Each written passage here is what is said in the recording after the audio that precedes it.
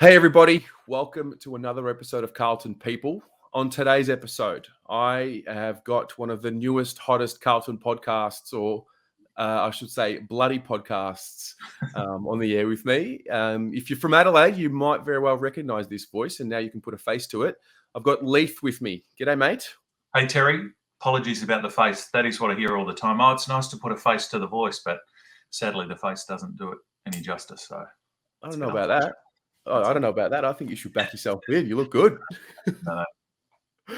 It's good to have you. I must say, in terms of the Carlton podcast community, I listened to one of your earliest episodes, and I could tell, like, you're obviously very much an experienced podcaster, or I didn't realize you were in the industry because I'm from Victoria, but I love the work that you do, and I had to chat with you.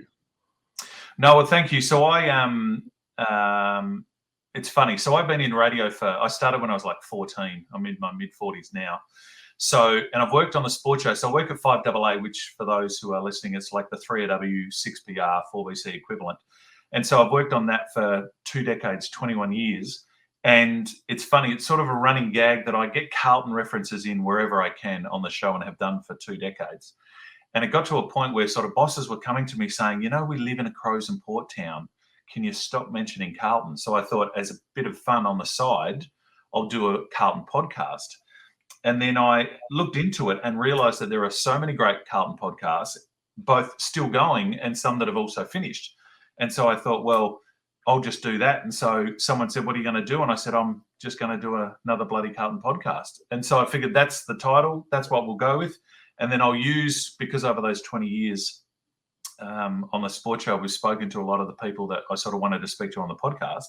I thought that's how we'll get it going. And here we are. So it's only taken me 20 years to jump on the podcast bandwagon. But it's great. I'm loving it. It's good fun. It's nice to meet the other podcasters and talk to people and, Carlton fans generally. So we get a little bit, and there's a great Carlton community here in Adelaide, but it's so much nicer to do it around the country like yourself. Yeah, for sure. I mean, it sounds like you've just always been doing a Carlton podcast, to be honest. That's really what that sounds like to me.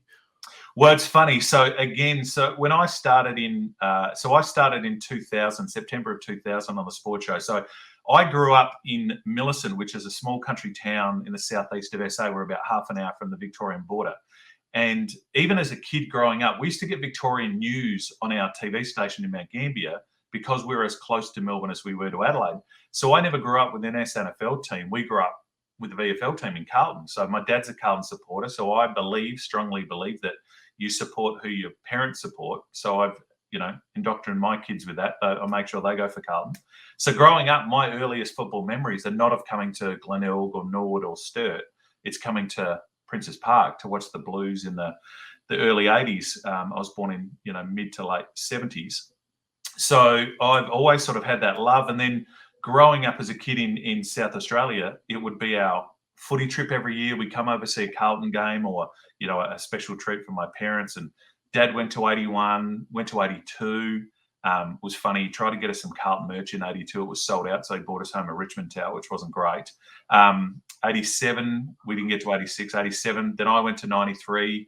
Went to 95, went to 99. So, and then because we've seen Carlton since the induction of the Crows at Port Adelaide, I've worked at the radio station. I used to do the super screen at Footy Park. I've seen every Carlton game here in Adelaide. So, it's been fun. So forever, and people say, who's your SNFL team? And it's like, well, I don't really have a team. I have SNFL players. I love Sticks and Braddles and Peter Motley and Mark Nayley and Bryce Gibson going on. So, in the end, you just cheer for the Carlton boys who are playing for whatever SNFL club they're playing for.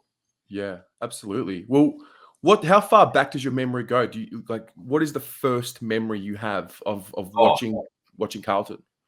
So 82. So I would have been 6, and it was funny because I remember it vividly. We had it on beta. So before VHS or before DVD, we had it on a beta tape, and it was literally like if we were ever sick from primary school. So that would have been grade 2. We would watch that. That was our go-to. And so I know that game back to front, obviously the Helen D'Amico stuff, who I've tried to get on the podcast, by the way. It's proving to be a little bit difficult, Helen. But I remember watching that game vividly, and Fitzy kicking the point that she then ran out. So, but my first game would have been late 80s. I don't remember the year, but Mum and Dad took us to Princess Park and we saw Carlton Fitzroy. And I'll never forget, not only because of the Carlton players at the time, but it was Mickey Conlon, Bernie Quinlan, Richard Osborne. We saw Lou Richards outside the ground. So it was just for us growing up as South Australians, because you guys are spoiled in Victoria. Like, we would have loved to see Carlton week in, week out, but the whole day sitting in the Heatley stand end or on the other side, the peanuts in the brown bag, all of that, reserves games before, it was just awesome. So that's my first memory. Carlton Fitzroy, I want to say mid to late 80s was the first game I saw. Right. I always do enjoy talking to those who have grown up in I call it the golden era. Yeah. Because that's really the picture that I have been painted in my life. Now, unfortunately for me, it just hasn't turned out the way the story has been passed down to me. Yep. But I love hearing the stories about that confidence. You'd go to games or you'd watch games and you just would know that no matter what was happening throughout the game, that we would win or we would find a way to put ourselves in a position. So how long did that last for? And was that real for you? Oh, absolutely. And my kids now, both Carlton supporters. My wife, who was a Crows supporter, but I've moved her across to Carlton, sort of strength in numbers. So the kids are 12 and 10. They've never seen real Carlton success. So for me, I think growing up, we were spoiled because 81, 82, I'm 5 and 6. 86, I remember watching, and my vivid memory of that particular game is how well Hawthorn played. But I think we spat the dummy at halftime and went for a kick in the backyard and then came back and watched the rest. But my vivid memory of that is Bruce Doull going down the race in his last game, like the tears, when you think of that. 87 was amazing, obviously. And for us, there was a great South Australian pride to that, because you think of that year in 86 when they all came over. So Kernahan, Bradley, Motley, Dorotich, Milhana in that year, we just knew success, like, constantly. So 93, we went to the final. Remember, the first final was under lights. So we went to that game. Again, we drove over from Adelaide, or from Millicent. So it's about a 4.5, 5-hour drive. I remember we won that final under lights, but Essendon had a heap out and we sort of were a little bit nervous. We thought, we should have probably beaten them by more. The big story in Adelaide is that they believe they should have got through 93. I don't know if you remember, but the Crows had a massive lead at halftime and then got rolled by the Bombers. And there's sort of great folklore story here that Mark Bickley, who I work with here at AA, so the story goes that he broke wind at halftime. And it was like, remember when Masashi was like every player sponsor? And so apparently it was a really bad eruption, but it got all the boys giggling and they weren't taking it seriously. And from that point, they lost. So that's sort of the folklore story here in Adelaide. And then, as we know, it finished in 93 and we lost the final. But I can remember right through to, obviously, the 99 prelim is far more important than the 99 grand final loss. I don't think Carlton fans care we lost the grand final, because 99's prelim is a far bigger result for all of us.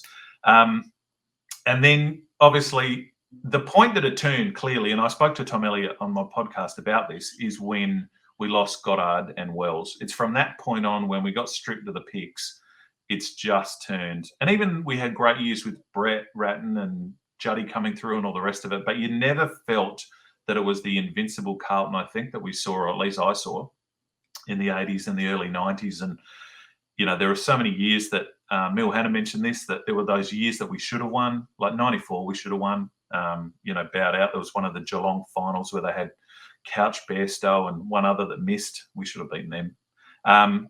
So I have that great memory from 76 right through to about 90, 91, 92. Right. And 2002. And then, unfortunately, as you know, for my kids and many of the young blue baggers that are watching now, we've just seen garbage for 20 years, unfortunately, and hopefully that's about to turn around. Hopefully. Well, I was born in 91, so I don't really remember 95. I remember watching it on VHS. Yep. 99, I do kind of remember, and then it just goes dark for me, for my memory. It wasn't until 2005, 2006 when Murphy was drafted. That's really where the spark came to life, because it was like, oh wow, these are the new White Hope. We've got Gibbs, Cruiser, Judd. It was just an exciting time, and I can tell you about 95. 95 was one of the great final series too, because Sauce kept all of the gun forwards. I think if you look at the stats through 3 games, he kept them to 1 goal, and it was Darryl White, Wayne Carey, Gary Ablett Sr. And I remember being at the MCG that day. It was funny. So in 93, after the loss, we unfortunately got positioned with the Essendon cheer squad. So you made that decision. Do you leave early? Because you know if you leave early, you're just going to cop it. So we made the decision, right, we will stay to the very end because we didn't want to cop it. We still copped it, beer and pies, and it was terrible. Wow. We went back to the club afterwards, went back the next day for the family day. There was no one there. 95 was chaos, like out of the ground after the win, it was just, we were so good. David Parkin tells that great story that halfway through the last quarter, he could literally just sit back and enjoy and watch how good this team was, because 16 wins in a row for the 16th flag, they just looked unbeatable. And you could just tell early that it was going to be a good day. And then I just remember, and I spoke to Earl Spalding about it, that we went back to Princes Park that night. They presented them on stage, thousands of people were climbing the goalposts. The next day, the family day, there were thousands there. And it's one of my fondest sort of childhood memories. And I'd love to experience that with my kids one day. That's when the Carlton community really comes together. And obviously we haven't seen anything like that for a while, but fingers crossed. Yeah, that's the thing. I feel like once they get the job done and win the premiership, there'll be that unification of the past and the present, because currently there's just a generation that's, I wouldn't say they're lost, because we're still passionate and just as passionate as anybody, but I don't relate to the story. I love hearing the stories, but I don't relate to what I'm watching. I describe it to many people too. It's a bit like the Richmond supporter group. Once Carlton gets success, you will see a lot more. And, you speak to people that there are so many Carlton supporters who, for whatever reason, have been a little bit dormant through this period.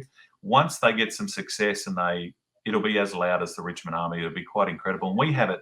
I mean, I can only speak from Adelaide, but we always have amazing crowds here in Adelaide for Carlton games. There's always people that go to the captain's run or the training ahead of the game. So, and you think of that, Perth's got a great Carlton community. Obviously, Melbourne is the heartland, but right around the country. And I cannot wait, because that juggernaut, once it gets going, and we saw it, I think, when the Teague train sort of rolled out of the station, you could feel it build and thought, okay, this is it. And then, unfortunately, it sort of went back to, it reset to what we've had of recent times. But hopefully, under Vossi, it can get going again. Absolutely. Well, let's touch on the current gen, because you've seen success. Are you seeing bits and pieces from what we have right now, which form the basis of what can be success for us? Yeah, absolutely. And I see, because I've worked with so many legends of the game for so long at work, and it's one of the great sort of bonuses that you have. You get to tap into these football brains, both the guests that you speak to regularly or the hosts that we work with. So when I first started, like Graham Corns, Australian Football Hall of Famer, and Mark Bickley and all the rest of them, Treaders is on now. We talk footy non-stop, so you get a great perspective from non-Carlton people as to how it works. I've always been a big believer, and legends will say this to me, that most of the teams, talent-wise, are pretty equal, but it's all mental. So you can see, you can see it in games, but it also goes through with years. So if there is that belief there, that's when teams get rolling. And once teams have that belief, then all of a sudden, I mean, you never lose your skill, but it just increases. So even when you look at players that come through, pick a player on technique as opposed to, because you can always fix confidence. You can't fix technique. If a bloke's a bad kick, he's always going to be a bad kick. That's why I'm glad, like looking at today's Blues, Lockie O'Brien for me is the perfect example of this. He's an elite leg, but his confidence is shot, be it playing out of position or, the role that he's been asked to do. So I think you'll find once success comes and once confidence is built, it's those players. We know that Walsh and Cripps and co are always going to be amazing, but it's the bottom 5 to 10 players in your team that make you successful. We saw that with Melbourne. You get a nice even spread. You'll have a massive drop off from the stars to the rest. You get those bottom 5 to 10 playing at their absolute peak. That's when success comes. Yeah. No, I'm very bullish about what's happening at the moment, because I remember. I mean, first of all, I watched the recent documentary that the AFL put out, the Dynasties series. And so I'm watching it, and you can find the smallest reason for me to get excited about Carlton and our prospects. But I'm watching it, and I'm watching the environment in which Michael Voss and Luke Power had played in, and what they had overcome. And I actually saw a little bit of Patrick Cripps in Michael Voss before they became good, and he was a bit jovial as a captain. And then there was this turn, and then when I'm thinking, all right, well, he's gone through, arguably, I mean, you probably be able to speak on this more than me, arguably the greatest team to play. He's gone through that. Then he's gone through his own coaching career. Then he's gone through the assistant coaching career, and under Ken Hinkley, who's a really, really good operator. I just think there's so much that relates to what Vossi's been through and what our group have been through before the success. Yeah. Oh, absolutely. Keith Thomas, who's the former CEO of Port Adelaide, said the same. He sees the current day Port Adelaide being like Carlton now. He went through, and again, it's all about belief and confidence. It's all above the shoulders, because Port Adelaide went through a period where, before they won their flag in 2004, they were the best team in 01, 02, 03, and they kept sort of choking when it came to finals. They then got that final belief and they got up and going. Then they had their period, the Matty Primus period, where unfortunately they lost players, they lost confidence, and the club was on its knees. Then what happens? You roll in. So you roll in with Ken Hinkley, Keith Thomas, and David Koch. All of a sudden, there's this belief again, and the mental side, the Port Adelaide fans and the Port Adelaide players go, gee, we are a better side than we've been playing. And all of a sudden, there they go. And I see that happening with Carlton too. I think Vossi will bring that belief, and that's not to take anything away from David Teague, but you just get the sense, because of Michael as a player, that he's not going to put up with some of the stuff we saw last year. Those defensive runs of consecutive goals, and let's be honest, some of the games defensively, like the North Melbourne game, the Gold Coast game, I mean, some of that, as fans, we just knew it was coming. You could just see that it was coming. So I think he's going to be a bit stricter with that. If he can instill that belief, then I think that's the way it will go.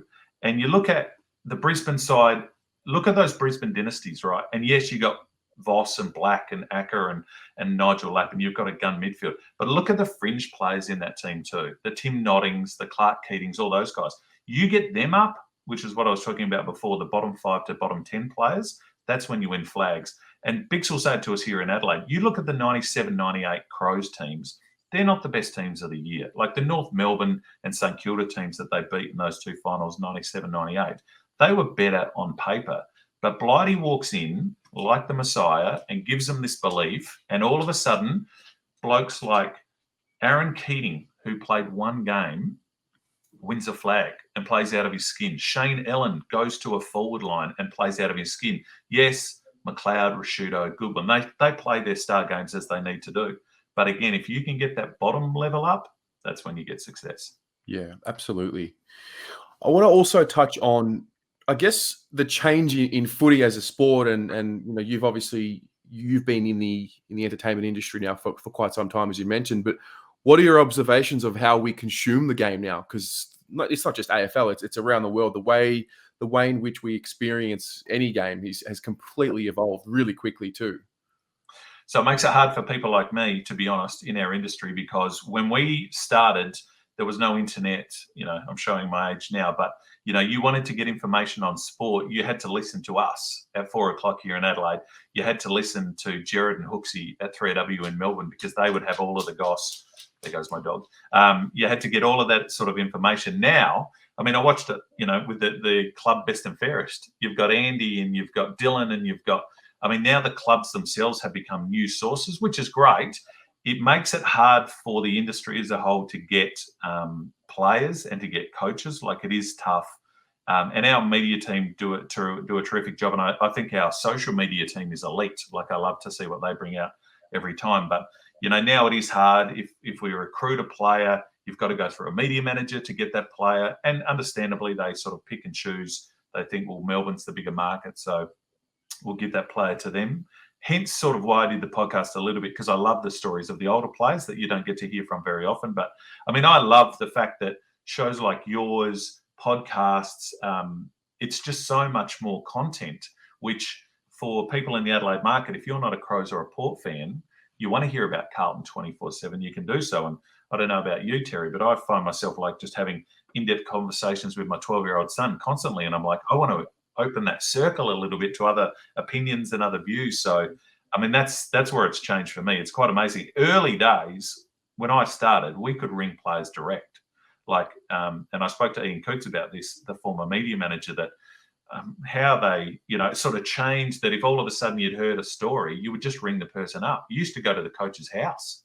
Wow. And now it's so much changed that some clubs are better than others. If there's a controversy, the FIVEAA bit through the centre of Melbourne, with all that kind of stuff. Now clubs try and hose stuff down, whereas in the old days it was a lot easier for us media outlets to do it. But I think it's never been better in terms of the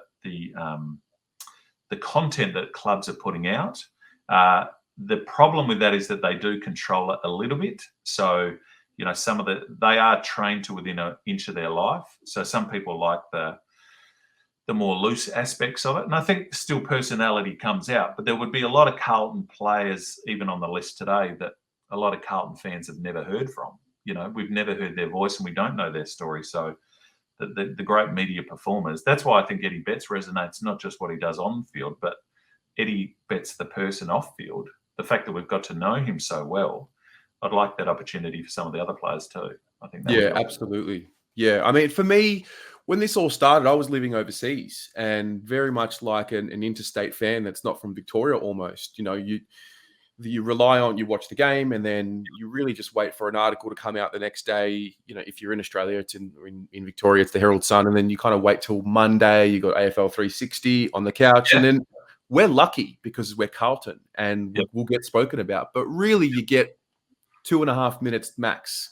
So it's just, I feel like once the podcasts began and once social media began and once a few people started doing it, it just sort of exploded. And I mean, I might be biased. I've tried to do some research. I can't find this many podcasts for another team done by fans anywhere. We're talking about 20, 30 of them. Yeah, and I'll give you a good example. So we had Sean Burgoyne come in this week. He's moved back to Adelaide. He's going to play at Port. He's going to coach at Port Adelaide and do some administration stuff with their Indigenous officer role and all the rest of it. So I was talking to Sean. So he's released a new book, and we got him on. So I do probably 3 or 4 shows at the station. I'm on the sports show. I do a show with Graham Corns, like a Conversations. I do a music show, and then I sort of float with some other stuff. I said to Sean, so we did him twice. So we did him for the sports show with Stephen Rowe, and we did him for Conversations with Cornsey. I said to Sean, how many interviews are you doing? And he said 40. And that was in one day. So that's podcasts and it's radio shows. So you can understand why when here in Adelaide, we would only get a Carlton player normally when they play Crows or Port. Like we could ask for Patrick Cripps or, hey, Murph's playing his 300th game. Can we have Murph? And Carlton quite rightly will go, well, no, you can't, because we're giving him to AW or to SEN or to the ABC or to 360 or to Cow, whatever the case might be. So that does take away a little bit. That's why I think the community of podcasts and shows like yourself are so good, because you get a chance to talk about these things that you're right. I love the fact that Mark McClure's on 360 because we get a Carlton voice constantly. But if you're one of the other teams, there's not too many sort of, communities like this where you get to have your say. So that I think could change. But again, I'd love the American system where you walk in post game and you just interview whoever you want.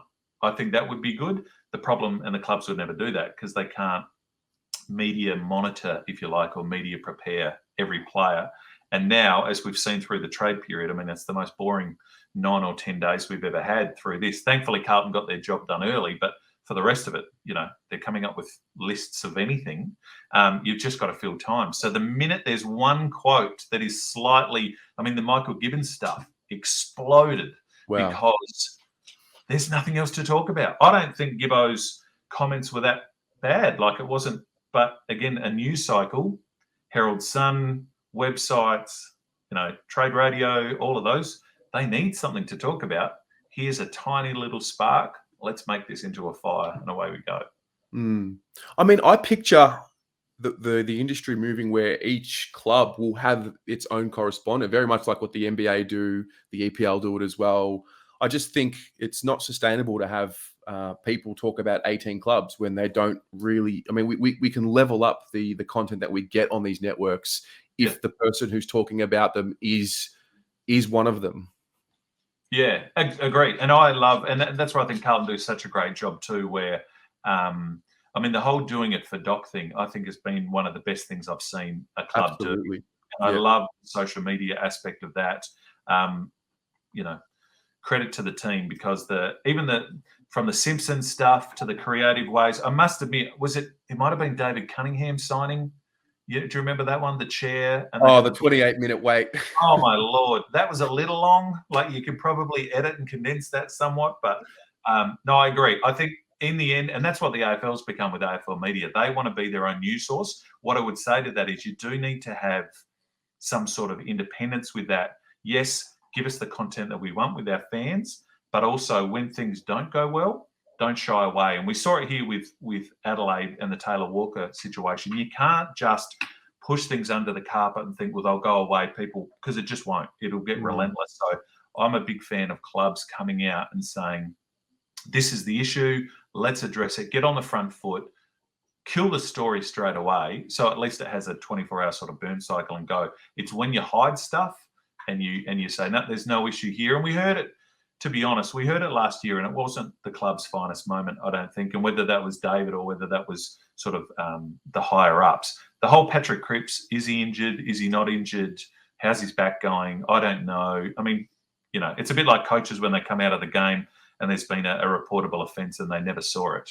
I mean, they see everything within an inch of their life. Yeah. The media manager gets to them straight after the game and says, by the way, you're going to be asked about X, Y, Z. So, yeah, I'm all for more Carlton content. I'd just like it to be, you know, overarching and far-reaching. So, but I can't commend them enough. I think they're great. Is my dog annoying you? Sorry about that. No, it's very organic. I like it. I've got to ask before we wrap up. I ask everybody the same question. Based on what you're seeing with the group at the moment and the trajectory in your opinion, when are we lifting up this next premiership? What's the year? We'll look back on this video in a decade and see how we went. Yeah, that's always good, isn't it? When you make they never come back to bite you. I would be convinced, and it's funny. So because of work too, like I consume everything that we can, and I've heard probably what everyone else has heard. I agree with David King a little bit. I would expect to play finals this year. Yep. I don't think they're that far away. I think, as I said before, I think if you can get the bottom 10 to really rise, that would be terrific. I'd like to see Tom de Koning, for example, overtake Mark Pitney. I think that's the natural progression. I mean, you look at the unluckiness of it too with, I mean, poor old Charlie hasn't played for 2 years. And I was at the Adelaide game, the Port Adelaide game here in Adelaide, and saw the 19th straight firsthand, being the only Carlton supporter in the Bay, which was great. You look at that. So Gov's barely played. Gov hasn't lived up to the money and the contract. And I'm not a big one for you get paid X, therefore you should do that. But you'd like to get more out of Mitch. Charlie hasn't played for 2 years and is clearly underdone with all of that. I would be hopeful. What are we now? 2021? I think like 23, 24. I mean, could you jump up next year? Yes. Could you win the flag? Maybe.